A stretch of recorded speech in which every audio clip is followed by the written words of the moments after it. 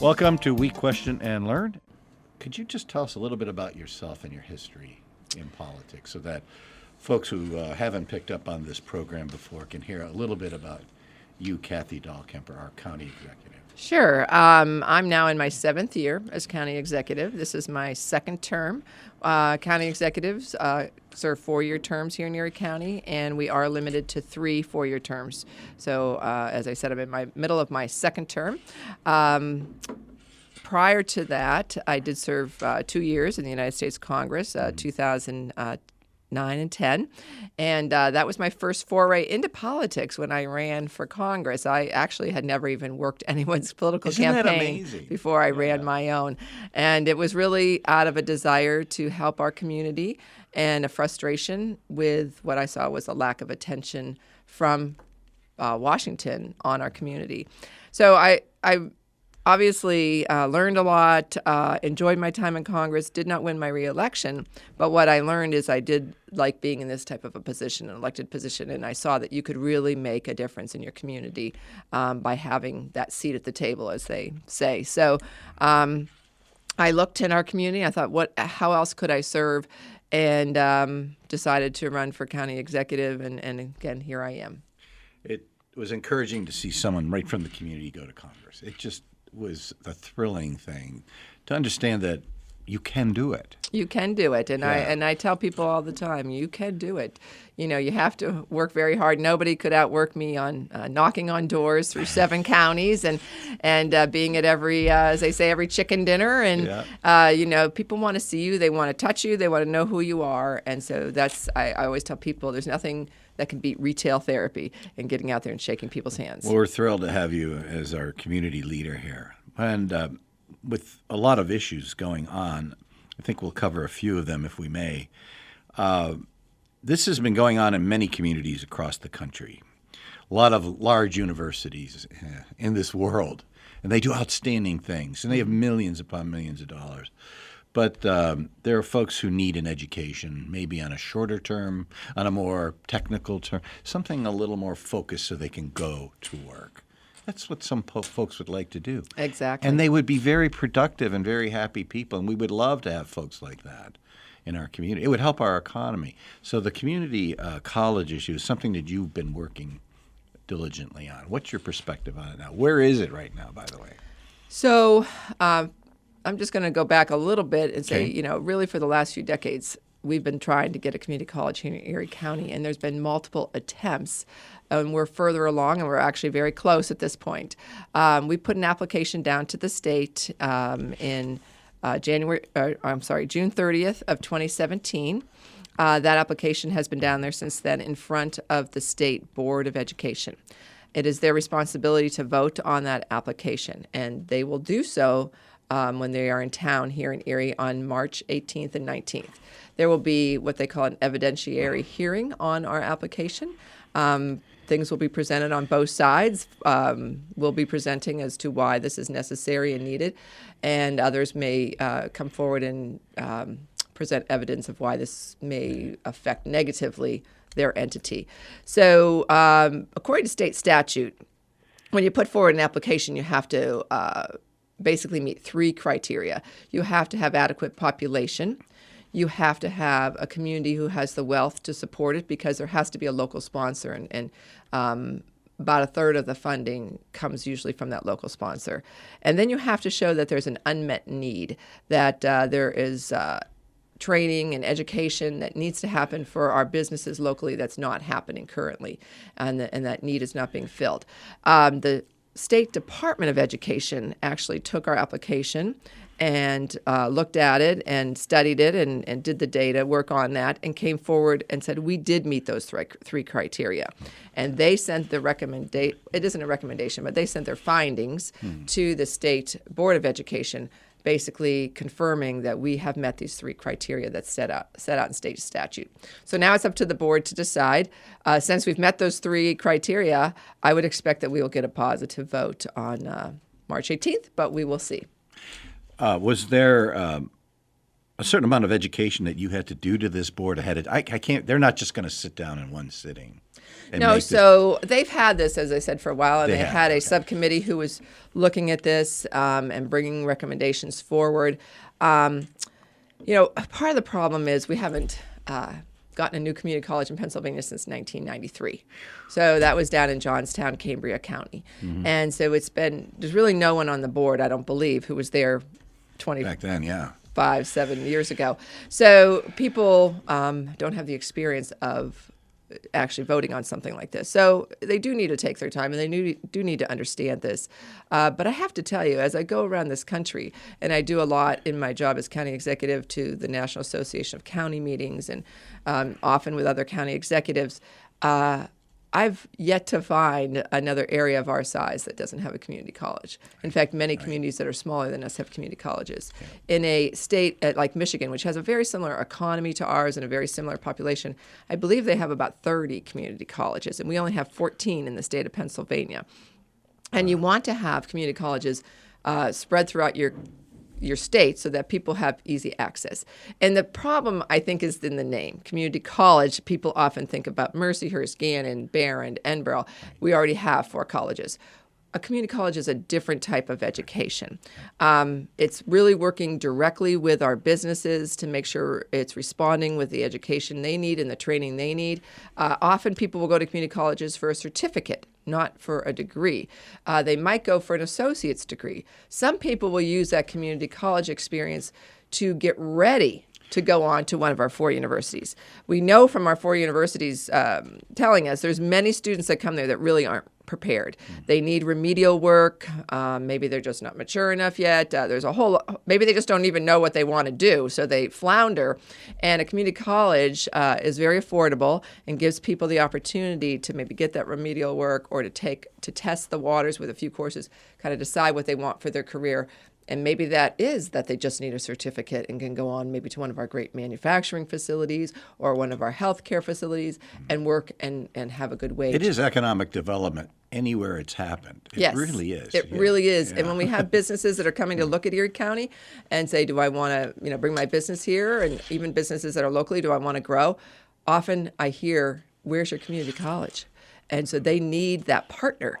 92% of people who graduate from community colleges stay in their community. You don't have the brain drain. That is not the percentage we see out of our 4 universities. Many of those students will go elsewhere. The other thing is community colleges do work hand in hand with our local businesses.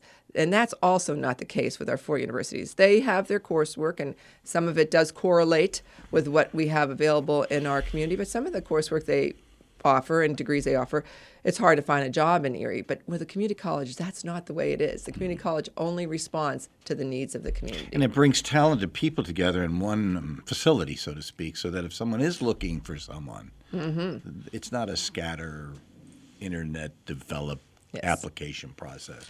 They can actually go to the community college and say, or they can help with courses.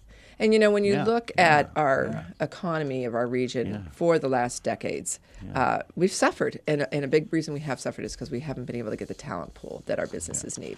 It keeps people in the community, among other things. It's a good economic development. It feature. truly is. Yes. And, this, I want to make sure people understand, if we get the community college, it's its own independent entity. Right. It will not be run by county government.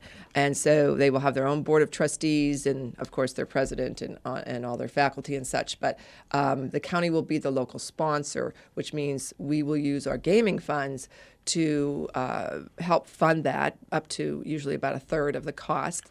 The students' tuition covers usually about another 1/3, and then the state funding that comes in hopefully up to about another 1/3. You just gave your presentation on the state of the county. Big issue on many people's mind. How healthy are we? What are we doing? How are we? Well, what's your measurements say about? Our measurements say we are an fairly unhealthy community. Unfortunately, we see things such as obesity continuing to be an issue, these chronic illnesses that we know affect our vibrancy and our ability to enjoy our lives. We also know that we have huge issues with mental illness and drug addiction. And even recently, there's been a lot of talk about vaping and even what that's doing to particularly young people. And I could go on and on. We have food deserts. We have a lot of issues. So we know that these things are often caused by what we call the social determinants of health. And those would be the bigger things, like what is available and what's not available to people in the community. Do they have a way to actually get outside and walk and move their bodies? Do they have a way to have the support systems they need so maybe the mental illness is reduced or the depression is reduced? Do they have connections to people? Do they have the ability to find good, healthy foods close to where they live and in a place that they can access? Do they have access to a good job? All of these things determine often people's health, and we don't think about all of those things. So our health department is really moving to a new model, what we call Public Health 3.0, and that's really being much more collaborative and looking at this from a kind of a wide lens. And I believe, as does my director of the health department and many other people, that good community health is also economic development. One of the things business owners say is we need somebody who's going to show up and be productive. And if a person's not feeling well, and if they're depressed, and if they're not connected, and if they're, struggling with certain kinds of diseases, they're not going to show up to work. Or if they do show up to work, they're not going to be very productive. And this goes back to our schools and some of the opioid problems that It goes are back present, to a myriad of issues, basic health issues. Child obesity rates really are shocking. Outrageous, And, yeah. of course, if you're obese when you're a child, you're going to have a much more likelihood of being obese as And an it adult. offsets poverty when you have good health systems and good Exactly. education. Yeah. So back last year in 2019, we started the Blue Zones project in Corey, which I'm very proud of. Yes. And Blue Zones really is a comprehensive look at a community's health and trying to make the healthy choice the easy choice. And that's what I love about it. It's not about telling people you have to do this or you have to do that. It's really making it so that it's an easy choice. And I'll give you one little example. When you go to a restaurant here and you order a sandwich, normally they give you either chips or fries with it. Yep. That's typical. We'd like to see restaurants change that, and that when you order a sandwich, along with it would come a salad or maybe fruit. Now, you can still get your chips or fries, you just have to ask for it. When I go into a restaurant and I order a sandwich, I ask, could I have something besides chips or fries? Right. And maybe you can have coleslaw or you can And have they a have salad. these things. They have these things, Sure. but you have to ask for it. Yeah. What we'd like to see is that reversed. So that, again, is making... Or at least have equal footing visually or but something. it's making Yeah. the healthy choice the easy choice. Make that the first choice. Yeah, and then yeah. if you want the other thing, you can have it. Yeah. It's about communities building more walkways and pathways and bikeways and park systems that allow people to get out and Well, enjoy that goes themselves. back to your next project, right? Or moves forward to your next to project. our park recs and trails. You know, if you get people Yeah. outside, they're moving around, they're getting oxygen, they get hungry, they eat healthy things, they Exactly. ride their bike. You're an avid cyclist. And I it's think not you about were, everybody yeah. going to the gym. Yeah. Honestly, in the blue zones areas Yeah. of the world where people live the healthiest and the longest, they don't go to the gym, but they move naturally. Yes. Their life gets them out and moving. And so how can we make it so that people feel comfortable and safe and have enjoyment by just moving? So we are looking at, through our Park Rec Trails plan, we in the county actually don't own any parks. Many years ago, we divested ourselves of them and gave them to the municipalities. But now we have sort of this hodgepodge of parks that aren't really connected, and so we're looking at how can we make better connections. Just like Cleveland did. Exactly. Yeah. Cleveland has a beautiful metro park Yeah. kind of system. Not that the county is going to take over all these, but I think there's ways for us to connect. For example, Asbury Woods to Frontier Park to Presque Isle to, out in new parks out that are happening out in McKean and other areas. And how do we make sure that those amenities are supported and connected? And that's what we're looking at is I think in New York these City, I assets. believe, they took an old overpass, miles of it, or a mile of it, and they turned the whole overpass into a park. Yes, they did the high I can't think High of it. Line or something And like I that. saw this and I go, geez, you think about a viaduct or a structure that's ugly and all of a sudden it's a park. Yes. There's a lot of opportunities. And another bigger piece of this is we are part of the Erie to Pittsburgh Trail System. Yes. And there are pieces of that trail already done. Many people may have been down to the Oil Creek area, and there's a beautiful long bike path that goes down there from Titusville to Oil City and beyond, I believe. Emlenton, there's another big section of it done. But if you look at, if anyone goes online, you can just Google Erie to Pittsburgh Trail, and it'll show up. And there's big gaps, and one of the big gaps is in Erie County. So we're trying to look at how we get the trail comes up from Spartansburg into Corey. That spur is being actively worked on right now. But how do we get then the path from Corey up to our bayfront? Because the end of the trail is in the Three Rivers area. The beginning of the trail is at Dobbins Landing. That's the old trails people involved in that, amongst other folks who have. And this is economic development again. Yeah, it is. It's because huge. I've been on bike paths. One particular one is called the Gap. The Greater Allegheny Passage goes from Pittsburgh to Cumberland, Maryland. And all of these little towns along the way that really have been dying once the railroad pulled out, they now have new life. Now they have bed and breakfast, they have restaurants, they have bike shops, they have ice cream stands, and all because thousands and thousands of people come from all over the world to Bed ride and their breakfast bikes. industry, like you said, all the food services. Yes, so that's what we're looking at, another way to get people outside. Well, it greens up the city, too. It greens up the county. The whole county can benefit from this and get people into I say our greens community. up. It puts some greenery in where people see cars and parking and things. Yeah. And we know that green, obviously the greenery and all that helps our environment, helps us all to be healthier, gives us cleaner air, cleaner water. These things are all tied together. And that's one thing I've really worked hard on in my 6+ years now as county executive, is to make sure my departments are all working cross with each other. So the health department's working with the planning department, working with the public safety department, Department of Human Services. But not only that, but we're working really out good. there with the cities, the city of Erie or our townships or our boroughs, and that we're working collaboratively with them. Because when we drive around, we don't all of a sudden think, wow, I just went into Mill Creek Township. We don't think about that. We're just one community. And so we're trying to make sure we're always collaborating with each other. Well, and some folks challenge county government, and I say no, county government is glue. It is, there's a chemical term. Dan would know where it's catalyst. You're a catalyst to create a unity. We are. And, we really are here to certainly to serve the people, but we're here to also serve our municipalities, the 38 municipalities within Erie County, and we do that in so many different ways. And we have our own role. We don't do the same things as your municipality does, but we have vital services. Whether we're talking about the library system, whether we're talking about the Department of Human Services. We serve over 21,000 people with in our mental health area, and that's a lot of people that we're serving to help them be better and able to live a vibrant life and be a great employee. And so I really believe that we have a lot to do with the quality of life in Erie County, in county government. One thing that we don't like to talk about is disaster planning. We don't want to see a building, a business, or a home burned down, and all the medical things, the emergency things that go along with a disaster of some sort. So you're working on that as well. We are. We're really in a crisis situation here in Erie County and really in Pennsylvania and honestly across the nation in terms of our fire and EMS. And this is another area where I think the community college will help because we're going to have hopefully the kind of training that's needed. But how do we encourage young people to go into those type of careers because we're not seeing the numbers that we need. And so what we're seeing in more of our rural areas is that it could take up to 30 minutes or longer sometimes for an ambulance to come out when you wouldn't call think that was true in the 21st century. You would think it'd be 5-10 minutes. And that's what we all expect. Yeah. And when you're in a moment of crisis for yourself or your loved one. You have a major interstate going through the community.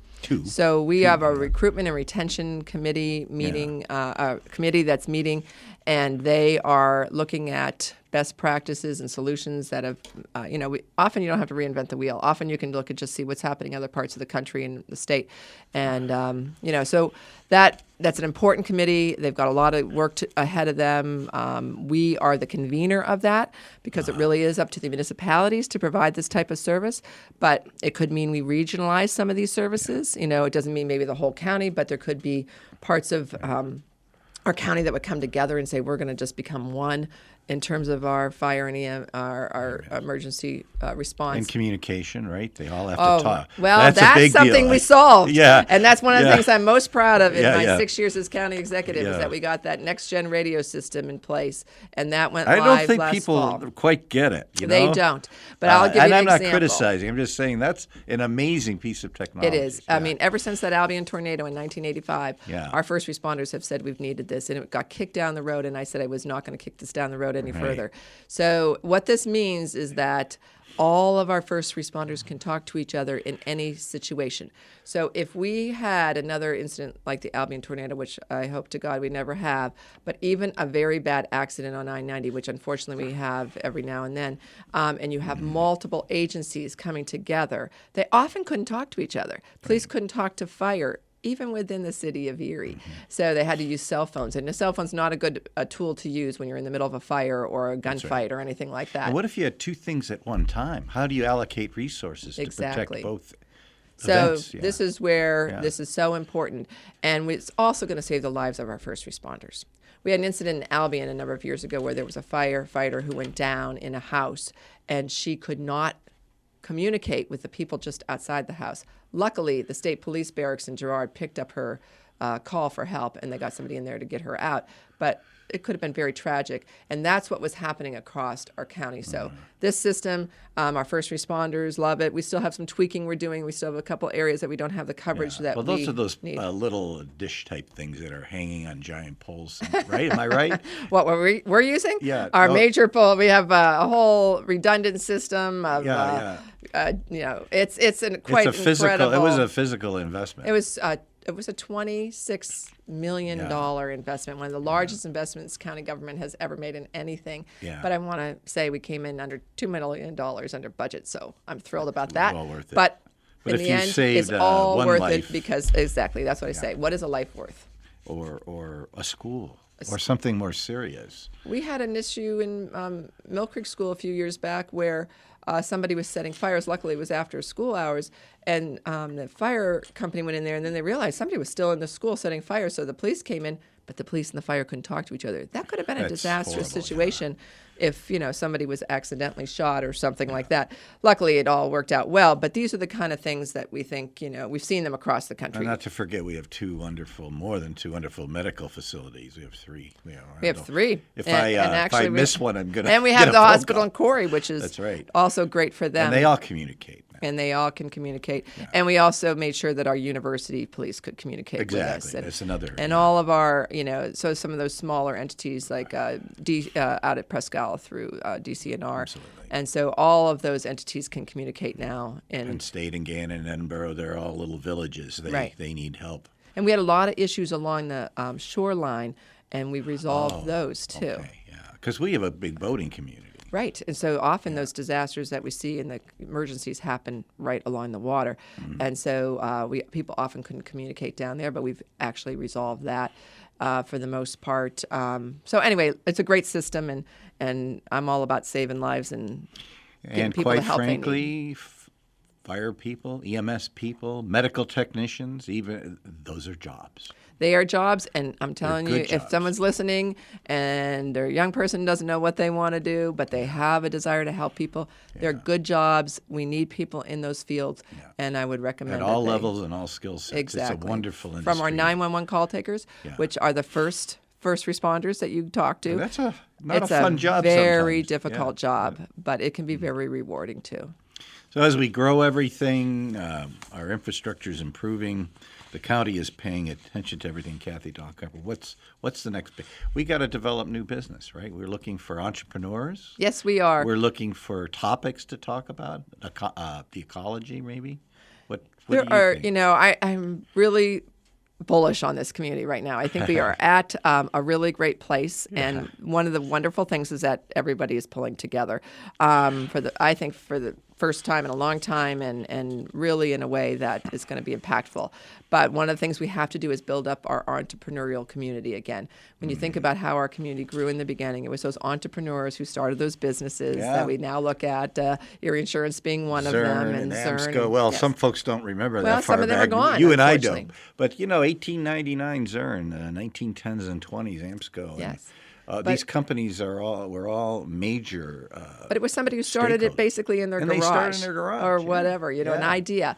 Yeah. So Erie's magnetic. we have Yeah. the Idea Lab at the Blasco Library, which is a place where people can come, and if they have that idea, they have that thought in their And what a head. joy to see that, because people have not been enthusiastic about libraries, and this breathes new life into the value of a library in our community. We have one of the best in the region, if not this quadrant of the country. We are on the cutting edge when it comes to what libraries do. are becoming. Yeah. And they're really becoming more of that community center, that civic space where people can gather for a myriad of reasons. And books will always be part of the library, but as sure. we know, electronics have taken the Well, place books of are your coming back big time. Statistically, it's a big industry. I again. still love to hold a book, Oh, yeah. but even there, we want to be cognizant of what the times need, and the times need for us to be more than just a repository of books, and we're all about resources. The libraries have always been about where can you find the resource, where can you find something. You go to the library, and if you're somebody who has an idea, a budding entrepreneur, you can come to the And we library. have good quality space. We have wonderful space in Oh our my gosh, our libraries are beautiful. People come and they just can't. They believe. marvel at it. Yeah. Well, we have some of the best real estate when we're right down on the bayfront. And I remember 20 some years ago when people said they shouldn't put that library down there, and now it's a showcase. Now they're begging for more parking space somehow, which is okay. Because libraries would offer peace of mind. Yes. When you and I were young, we'd go to the library, get a book, and you just felt that you were someplace. Right. Yeah. But even our branch libraries, the Lincoln, they're in wonderful. Fairview and Edinboro's and Iroquois, even Mill Creek, we've done some renovation there, and that's our busiest branch library, by the way. But they have beautiful space, and I just encourage people, if you haven't been to your library, get out and try it. In And London- also, you can get online. I want to tell people there are a lot of online resources. Hoopla and Hula, I don't forget all the all names. the stuff, But we have a lot of online resources, and you don't even need to go into the library. If you don't have a library card, you can get an electronic library card, and then you can utilize you can get consumer reports completely open for Erie County residents. You don't have to pay for it. for entrepreneurs, If you that's a have a valuable library service. card, Yeah. you can, if you're buying a new refrigerator, you can do this for free. I know my husband and I used to buy a subscription to Consumer Reports because we wanted to check on things we were buying. We don't have to do that anymore. yeah. You can get that through Erie County Library. So check out our website and check out the resources there. And speaking of websites, Yes, please. we just launched our brand new website. You just got my last question. And Thank you. it is eriecountypa.gov. It is so beautiful. It is very user friendly. We've had 3,000 to 4,000 additional hits a day. On our site. We get over 9 million hits a year on our website. It's amazing. People use it a lot for real estate. That's national scale, by the way. And but we have a new jury system. So if you get called to jury duty, it's just so much easier. It's all now. there. If you want a career at Erie County, you can do that all online now. So we're finally, feel like we've got the website of technology of what people expect today, and we are very, very proud of it. So check it out at eriecountypa.gov. Well, there's a lot of things that make this community a good place to be nationally, internationally. Maybe let's go that far. And Kathy Dahlkemper, you and your team, you want to thank your team, I hope. Oh, I do. I have the best team of people. Every one of my They are good directors people. is stellar. They have the skill set, they have the people skills, and they really care about our community. I think that's the most important thing to me is they are people who truly care that this community has a vibrant future and that people in this community currently are taken care of in a respectful and skilled way. And so I can't thank my team enough. Well, thank you for coming to visit WQLN. Well, thank you. I love This is QLN, great, and yeah. I always love being on with you, Tom. So thank You're you very great, much. and I learn another half dozen things every time you come by. Thank you, Kathy Dahlkemper. Thank you. I'm really appreciative of you being here.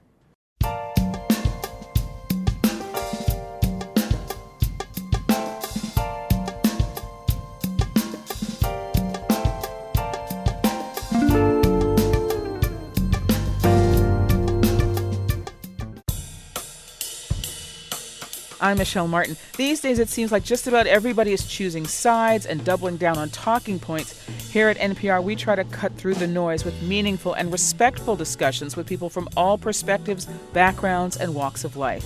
Join the conversation every weekend on All Things Considered from NPR News.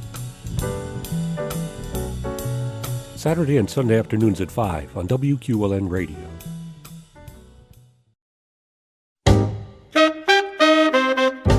Hi, this is Jeff Hanley, host of Jazz Happening Now. Each week we listen to some of the latest jazz recordings, and I think you'll be thrilled by what today's jazz musicians are doing and saying. The recording industry has changed, but the music is as alive and as vibrant as ever. The future of jazz is happening right now, if you just listen. And please do. Sunday night at 6 on WQLN Radio.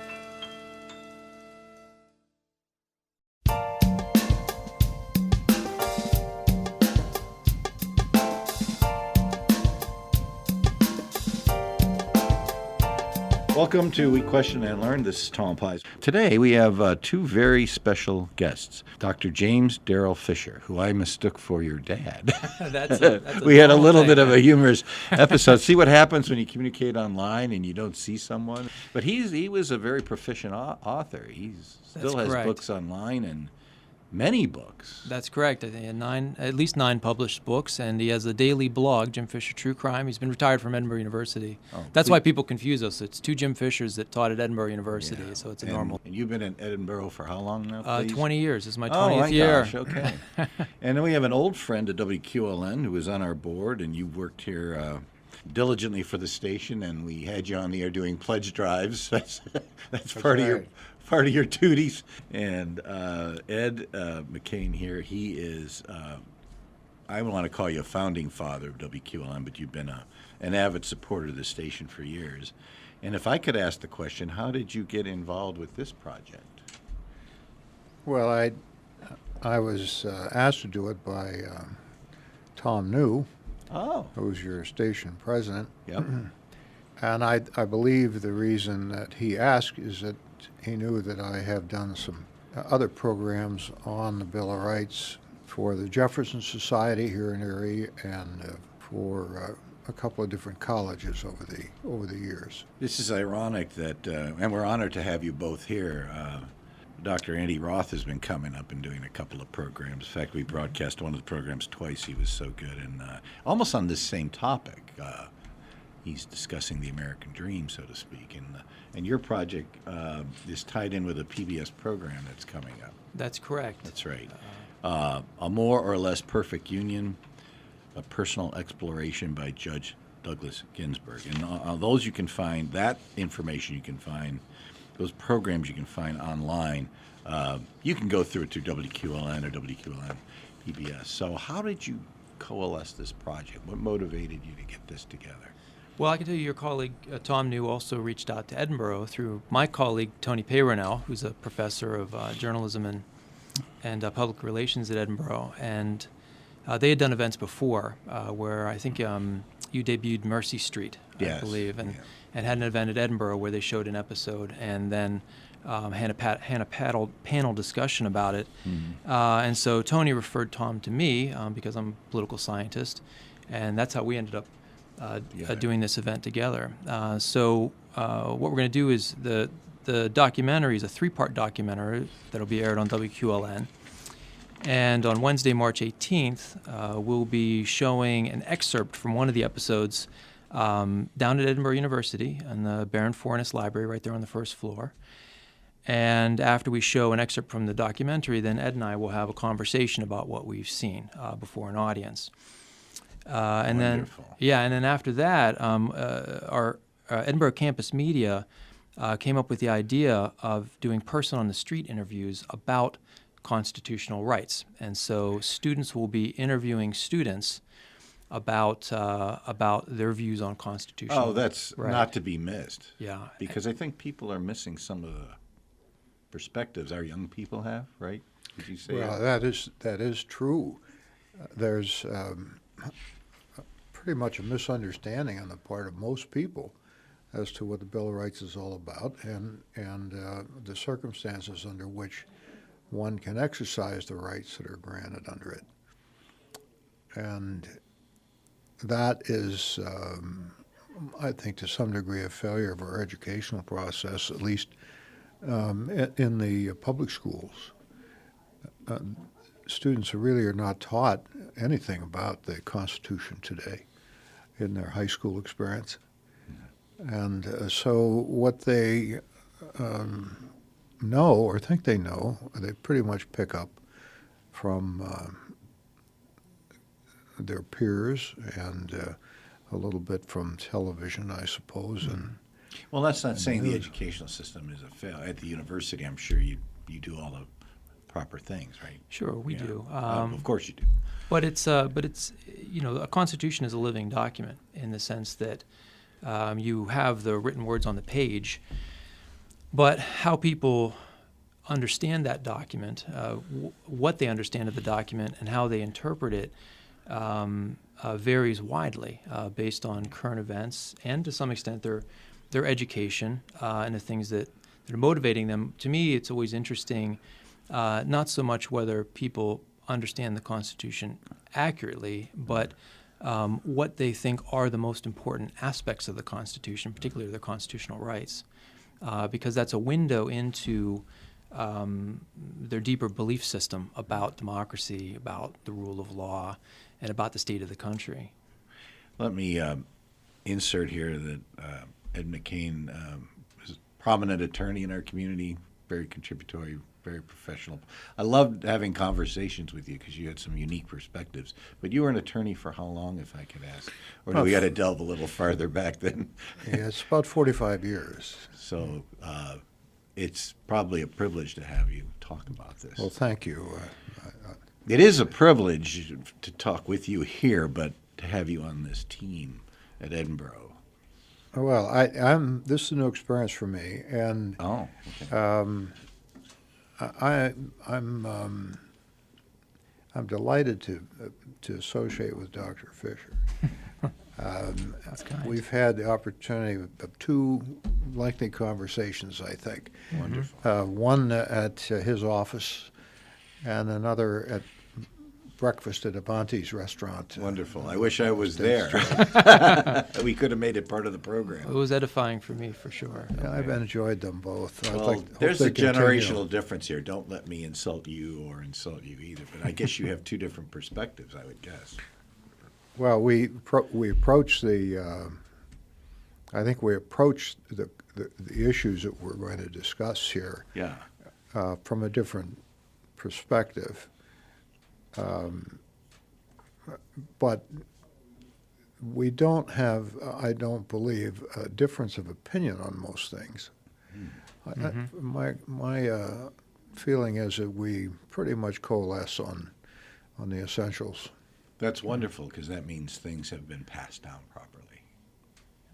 Well, Because you were mentioning that. Well, let's ask a blatant question. How many people do you know have read the Bill of Rights or the Constitution in their entire? Oh, you're laughing. Well, I know. Well, because I'm a college professor, I know a lot because I Okay, have them yeah. read the Constitution and the Bill of Rights. It's part so of their curriculum. if they haven't read it before they get to me, then they'll have read it afterwards. Yeah, it's surprising to me how many people I know have not touched either document. well, I think personally that if they take Dr. Fisher's course, they're going to understand it fully by the time they're done. Unfortunately, not everybody at his college takes his course, and of course, the same thing is true at other schools. But I'm not so much concerned with college students as I am with the lack of understanding on the part of people who do not have the opportunity of taking Jim's course. And as a consequence, prejudices develop on the part of people that can be dangerous in the sense of their political perspective is impacted by that misunderstanding, and that's of concern.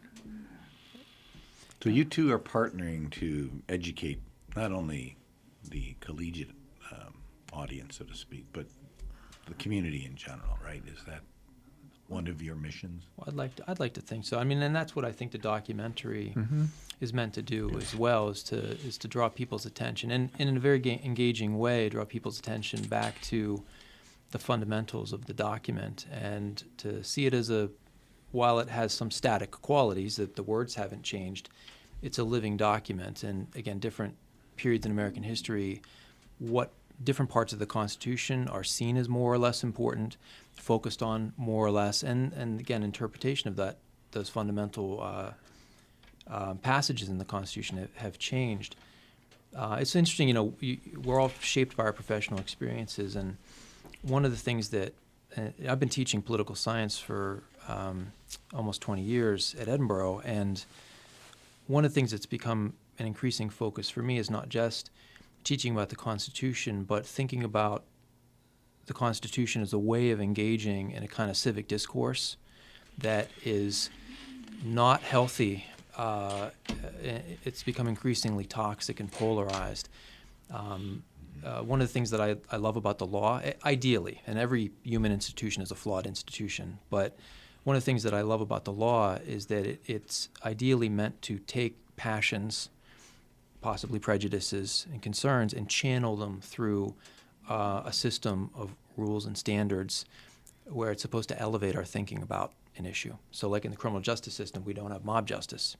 We channel desires for retribution and justice through a process that's supposed to produce a just and accurate result. So to me, teaching the law is also about teaching civic discourse and how we train ourselves to engage in the kind of discourse we need to have in a healthy democracy. Ed, you were nodding. This is radio, so Oh, I think. could you reinforce or comment on? Oh, absolutely. I think he's right on. That's the purpose of law, is to resolve disputes in a way that is acceptable to the general populace and to the litigants. It saves people throwing axes at each other. And human rights are a big topic. Well, even during the presidential campaign, you saw some things that I never thought.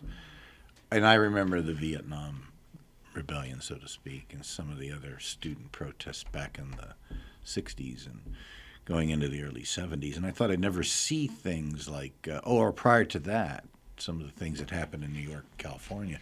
Mm-hmm. I thought I'd never see those kinds of things, let alone on the streets of New York. What are your thoughts on that? Either way. Well, I think two things are, well, there are more than two things, but I think there are two main things we can point to that have contributed to the kind of polarization and rancor that we're seeing. One is that we are, I think, undergoing cultural and demographic shifts, and that to me, a lot of the polarization you see in the United States is, I think, two different groups in the United States seeing two alternative futures for the United States. One group perhaps seeing their way of life changing, or their fundamental beliefs being insulted, or they're feeling left behind, and another group wanting the kind of change that's being resisted by the other group. And you see that in the late 60s and other periods in American history. But I think that's also being exacerbated by certain structural features. So we've seen extreme gerrymandering. And when you have gerrymandering, not to get too technical, but when you have gerrymandering, you increase polarization because you're creating very safe liberal districts and very safe conservative districts. Mm-hmm. And so you lose your centrism. The other thing is social media, which, again, there's always in a development of a culture, there's always a lag time. Technology changes, and then we realize that it's changed the ground. It's kind of, there are some tectonic shifts that have taken place. We haven't figured out how to do social media, and also a really scattered, you could say, or balkanized media environment, where everyone can go and pick their exact channel that's echoing their beliefs right back to them.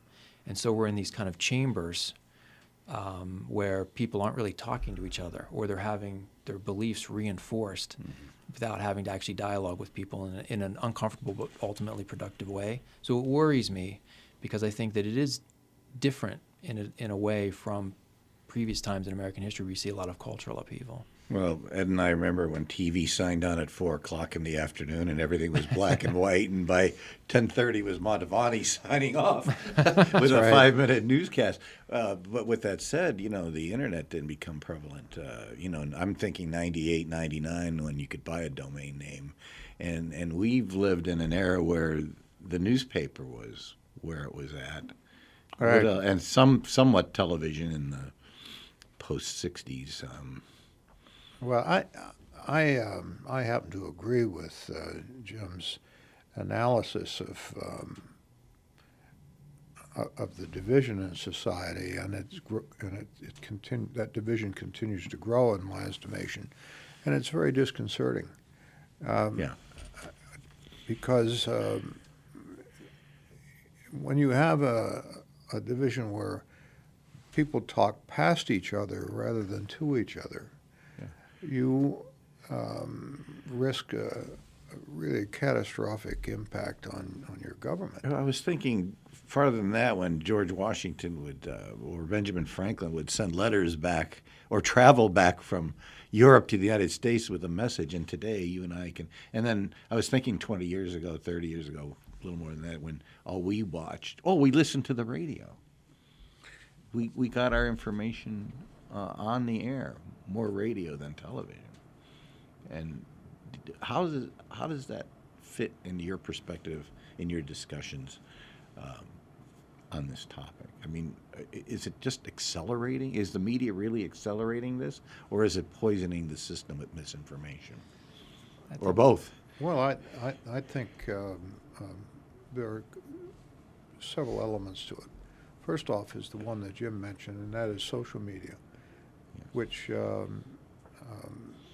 gives an opportunity for a person that holds rather extreme views or views that allow of no compromise or of no other interpretation to find others of like thought.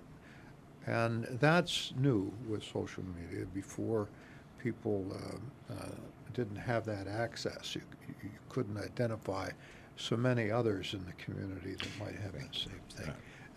And I think that's one of the elements that he was alluding to. The other element is, in terms of the media generally, the broadcast media, is that it's on 24 hours a day. And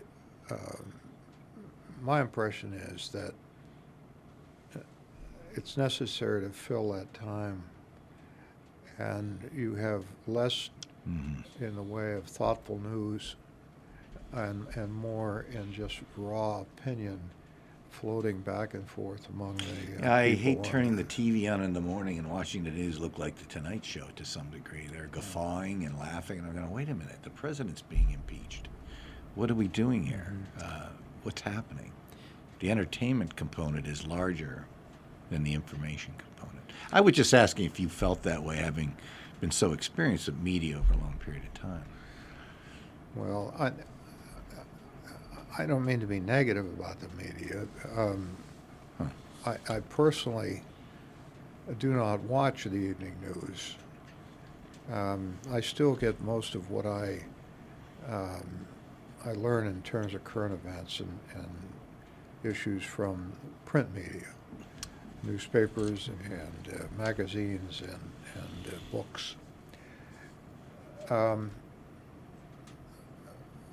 There are individual programs that I do listen to or watch. Yes. But the general news programs, I don't really pay much attention to them anymore, for the reasons I've expressed. And I don't know where that's going to go. It seems to me the broadcast news is becoming a social media experience. Yes, yeah. I agree. Could you both address, and I don't mean to put you on the spot, this event? What's the value to this event? What are you looking to accomplish? What are you hoping to achieve with this event?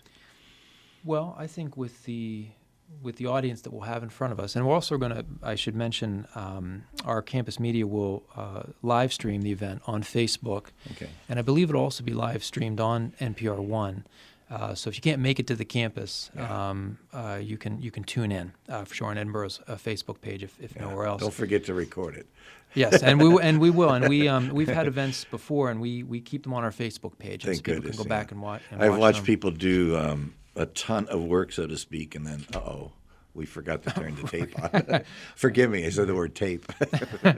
Well, for the audience, for me, I think again, we want to. First of all, we want them to be interested in the program itself. Yeah. But in terms of our discussion, to open a window into the way people think about the Constitution. Again, it's a document that we all know exists, and most of us know some of its major clauses if we haven't read it in detail. But to reveal the range of differences. It's a very it's not a very long document, but it's written in vague terms, and it's a complicated document. A lot of political theory in there, and antiquated language, and so it's to reveal to people the complexity of how we derive meaning from that document and how it applies in real life. It's a living document that matters. And has concrete impacts on American society, but also to encourage people to, again, through examining the Constitution, to think about the ways in which we are engaging or not engaging in civil discourse. It's the things that Ed was talking about. Again, I'm not a psychologist, but I think there's fast thinking and slow thinking. I would say healthy thinking is generally a tortoise, and unhealthy thinking is a hare. And one of the things about our social media environment is that the unhealthy kind of thinking and information is out there broadcast 24 hours a day quickly. And, as citizens, we have to develop a kind of a discipline or practice for embracing that slow thinking. Yes. And then actually having real conversations with people where we see them as human beings. Yet you're still subject to using Facebook as a media, which is very interesting to me, because I think people are starting to understand what's happening in these structures, not just that company. Agreed. But how the architecture is being polluted, manipulated, invaded, so to speak. And what you were saying, Ed, how much of the internet can you really trust? Well, I don't want to go overboard on this, but no, we just want to hear your opinion. It's sort of there's no guidance to the internet. It just flows, and so it pretty much, in my judgment, represents groupthink on the part of segments of our population, and that gives them an opportunity to express those points of view. And I actually learn something from that when it's summarized in some sort of format that I can grasp it, Sure. But going back to the purpose of the program, my goal is to learn something from the students at Edinboro. Well put, yeah. What a wonderful thing to say. And to learn what their thoughts are, and perhaps participate with them in some dialogue, and perhaps bring to their attention some thoughts that they might not have thought of on their own, and at the same time listen to and understand their concerns for the future. I believe that's very, very important for our society to actually listen to our young people. And we don't do that really enough in any format where you can have an exchange of viewpoints without shouting at each other. Absolutely. So that's what I'm interested in having come out of the program. I hope to learn something. I would concur with that, and I have to say, and Edinboro, I'm very proud of Edinboro students. They're bright and they're well intentioned. All college students are like that as well, but I almost never fail. Whenever I have an interaction with my students in an event like this or in a class over the course of a semester, I almost never come away failing to feel really optimistic about things, because the students themselves, they want to be active citizens and they want to engage in constructive discourse, and they're really wanting to know how to do that. And so, on a purely selfish level, doing these kind of events gives me a lot of solace that this generation is, they're gonna figure things out if again they're given the right kind of resources to do that. Let's recap the event, when it's happening, what your objective is, sort of give someone, the audience, a synopsis of what's going on. Sure. So the event is a more or less perfect union with Judge Douglas Ginsburg. We are premiering or previewing a 3-part documentary that's going to be broadcast on WQLN over 3 weekends. And on Wednesday, March 18th at 7 p.m. At Edinboro University, we're going to broadcast an excerpt from the first episode. And this will be taking place in the Baron Forness Library. And we'll stream it live on Facebook and also on NPR One. We're going to broadcast an excerpt of the episode, and then Ed and I will have a conversation about that excerpt. Then we're going to show 60-second person-on-the-street interviews with Edinboro students, asking them questions about their views on constitutional rights. And then Ed and I will react to those person-on-the-street excerpts. And then we're going to turn it over for questions and answers from the audience, and also people who are watching online can also submit questions. What's in the that way hall as well. again, please? I'm sorry. It's a Baron Forness Library. It's a library right in the center of Okay. campus, and so Yeah. we're going to have it. We've had events there before. It's fantastic. You walk right in the front doors of the library, and we have it all set up right there. Wonderful. Free and open to the public. Even better. Yeah, Yeah. it's wonderful. So I plan on being there just Wonderful. to see this. This is great. I see a good mingling of the mature and the folks who have a good amount of experience with, I call you the middle ground, even though you have 20 years experience, and the newbies, the students who are coming up into our society, our great American society, and sort of obligated to participate. I think you're expressing, both of you are expressing optimism that the students, that the young people are getting it, or at least they will get it. You feel they will? Well, students get lectured to regularly, and I think our goal is to allow them to lecture us and to respond to that and perhaps guide the discussion a little bit. But the important thing is to give them, the students, the opportunity of expressing their point of view. Now, sometimes that point of view might be based on nothing more than just personal opinion, and sometimes it's going to be based upon thoughtful analysis. And I, for one, have learned a lot from younger people over the years, given I have 5 children, and I enjoyed those conversations when they were student age. So I'm looking forward to this on a personal level. Wonderful. Well, we sort of run out of time. This will be the first of an event of this kind, am I correct? This is the first time you're doing something like this? That's true. Okay, Yes. so now you know you may be obligated subsequent to do a series.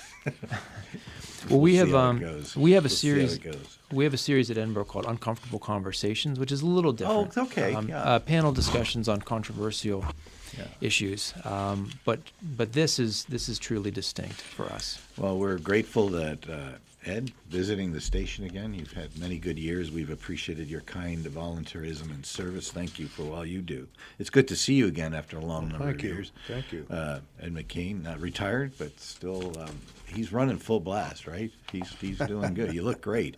And James Fisher, not to be confused with your dad, the author, Correct. who's also still active. And, That's true. Yep. and was a very astute guest here. He was phenomenal. His stories are excellent, and I see the fruit doesn't fall far from the tree. Welcome. Thank you for being here, and we look forward to your event. Thank you very much for being here. Thanks so much, Tom. Thank you, Tom.